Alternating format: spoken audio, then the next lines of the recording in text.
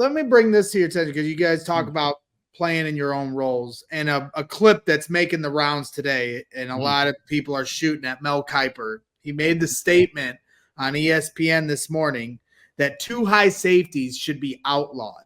And there's this big conversation about the way the league is trending right now.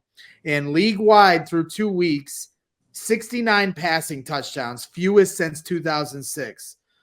Only an average of 7.1 average target per depth, the lowest on record. 41% designed run plays, that's the highest since 2008. 545 blitzes, that's the fewest on record. I know the Bears are feeling differently right now. And then the final 46% too high safety percentage. That's the highest on record. So everybody's saying like this too high safety is forcing teams to check the ball down, and everything that we're not getting the explosiveness that fans and people that want to see that's what they want to see. Too high safety obviously is the bread and butter of a cover 2. So I'd love to hear your guys' thoughts. And I'll start with you, Alex, and you can, and Briggs, you guys obviously played this and understand what makes a great too high safety and also what it takes to beat that. And I'd love to hear your input on that. No, we were, I think we understood, just like I think Mel Kiper is probably alluding to, is that in order to beat a really, really good cover 2 team, you have to put together 9, 10, 11 plays in a row to get down the field. We're not going to give you that big play. So you're going to have to methodically go down the field and score on us. Now, that's without us getting a sack and putting you in 2nd and long, 3rd and long, because then you're in trouble, right? Because we got them horses that can go up front, and you're still not going to be able to push the ball for those big plays down the field. So I don't like it. I don't think you can just come in and say we can't play this particular defense, because I played in that defense. I love that type of defense because it gives me the 3 seconds I need to get to the quarterback. If I can't get there in 3 seconds, then I got a problem. But there are plays out there that are cover 2 beaters. I'm gonna stop there because that's as far as I know past the defensive line. So cover 2 beaters, crazy. Yep. Why can't they just run them? Come on now. Listen, when you talk about too high, you're not just talking about cover 2, you're also talking about cover 4, and so you take the Chicago Bears cover 2 in 2006, and then you combine it with, let's say, the Pittsburgh Steelers, the way they ran cover 4, when they were in their hay, it's, with Dick LeBeau, you're talking about coverage-wise, you're only going to be dumping the ball down. All right? That's because they're sound. We were sound in cover 2, they were sound in cover 4, and we both played cover 3 extremely well as well during that time. What about Seattle? What did Seattle run? Seattle ran a lot of cover 3. They're in a lot of cover 3, and that championship year, they ran a lot of cover 3, but they have a monster pass rush. There were years where we ran cover 3 too, but we had a monster pass rush. It's a good defense when you have a great pass rush, timing wise. But the thing about it is, just like you said, there's cover 2 beaters, there's cover 4 beaters. You got and you have a quarterback. Let's bring it now. You bring in the guys that get paid on the other side of the ball. When they do their job correctly, they find out, listen, there's a chink in the chain here and here. We're in the NFL, you game plan a player. In those young in college and high school, you game plan a team's deficiencies, but you'll pick out specific player, and that's who you have to take advantage of in the NFL. So you get an Aaron Rodgers, and you get against a Chicago Bear team, and we hold him all game long. 4th quarter, they run the cover 4 or cover 2 beater that they've been waiting for the whole game, and it hits, and they end up winning. Okay, they end up winning the game off of 170 yards of total freaking offense. Yes. Well, we have been through a lot of them games right there. Oh, right. Oh man. Yeah, I can't see them banning it. No way. Nah, you can't ban their defense, man. Nah, get out of here. Nah. Nope. Football. That's what it's football. Come on, right? Man. Are we gonna ban? Can we ban the damn running back when he coming through the hole? Because if our helmet touches the damn ball carrier, it's a penalty. But when that running back coming through the hole and he dips his head like this, don't nobody say nothing. Don't nobody. That's the same thing. I'm taking the flag. I'm taking the flag every time because if not, you ain't gonna do that to me, player. What about your guys' thoughts on the tush push?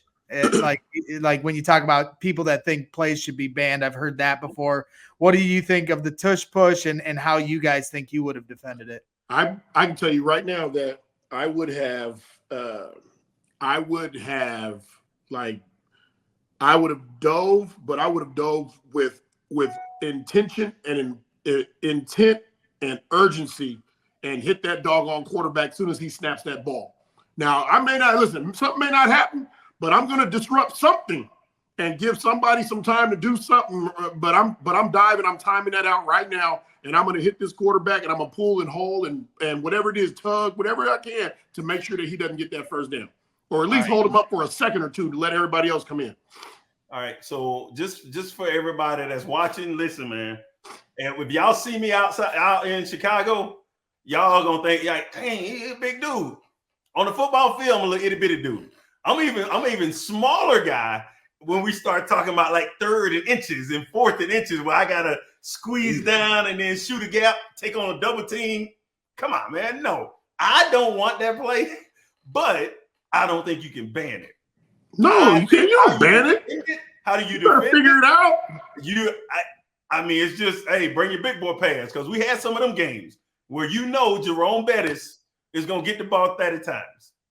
All right, that Priest Holmes is gonna get the ball 32 times. You know that Adrian Peterson is gonna get the ball 30 times. You see that? And don't let it be the game where, hey, he's 50 yards from breaking the rushing record or whatever it is. You know what I mean? Yes. No. Remember we went to that Kansas City game. It ain't gonna happen to us. It's like, it ain't gonna happen to us. It ain't gonna happen to us. Priest Holmes ain't gonna break the record. He needed 2 touchdowns. Man, Willie Rowe, I bet you Willie Rowe body slammed me 6 times that day. I'm like, what is happening? What? Good Lord. Like, these boys was for real.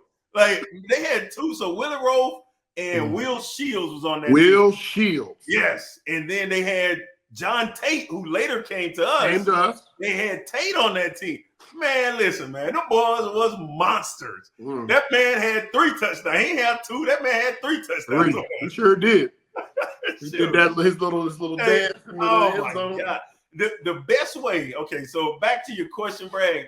The best way to prevent that play is not allowing them to get to 3rd and inches, 4th and inches.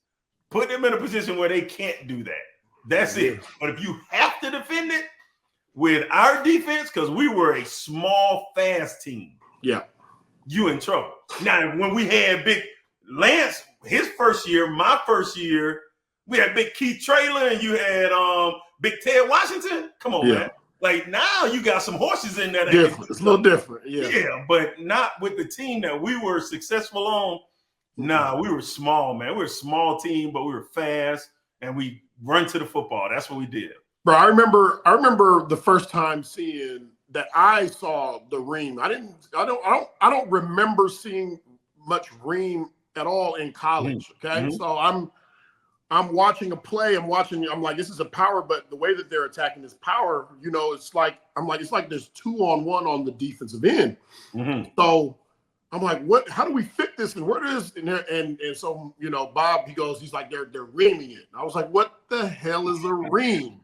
Right. And so we're in practice, and Wale's like, it's fucking ream. He was like, yeah, they're coming to kick me out while I'm holding this guy. Then they're bringing another guy that's coming to kick me out. I got to take on 2 guys. Yes. Right? You know what Wale is too. Oh yeah. And so when I start to really realize what they're doing, I'm like, man, that's a tough play. Yes. And they're doing it, and they really want to ream us because what Alex said. Listen, we're undersized DNs. So what we want to put extra stress on them, putting an extra lineman while they're engaged. We're going to bring another lineman to kick them out, and we're going to run right behind it. We're just saying, listen, we're not here to hit a home run, but we're going to get positive yards every time. Yep. Is that tackle after he hits that end? Is he coming up to the next level to get you? Is that how that works? Yeah. So as you're engaged, the puller's coming instead of him coming to kick out. kick anybody out. He's coming to smash you. Okay. Yeah. Okay. Got it. It. That's a. So you're taking on him, and you gotta lean in. Yeah. I know y'all asking like why don't you know this, Alex? You play in. See, I play. Remember I said earlier the opposite side. Yeah. I didn't play on the side with the tight end. You're right. I never had this conversation with you, but I sure. Hey, I had Wale, and Wale is very vocal, and he will tell you right now. Here comes the ream. You better come downhill. Because if they do, and Wale's yelling that because if Lance don't come downhill, guess what? They finna run it again. He on one leg. He on one leg like this right here. We all silly like the mayor.